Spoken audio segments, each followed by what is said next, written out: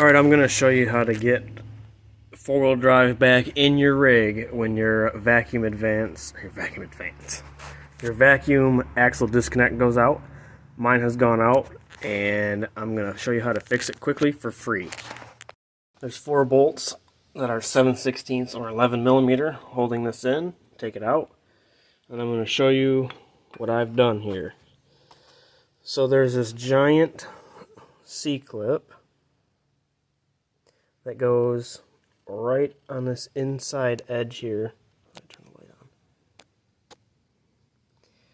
Right there,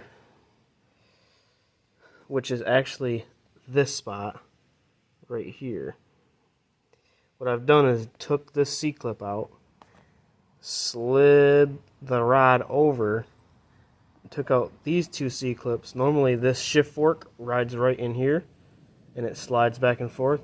I took this C-clip out, which rides right there, pulled the whole thing out, took all the C-clips off, or E-clip, whatever you want to call it, put the shaft back in part of the way, put this clip on, right there, put it through the shift fork, which is now shoved all the way towards my left, and then installed this other E-clip, C-clip, so that it can't back out. So it pushes this all the way over and engages the four-wheel drive. So you have to buy no parts.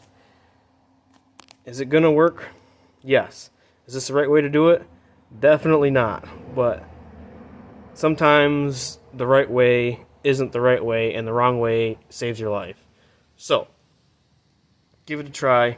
I've tried it out, ran it around the driveway, climbed a sand hill, all that stuff. Worked fine for me. Would I drive across the country like that? Definitely not.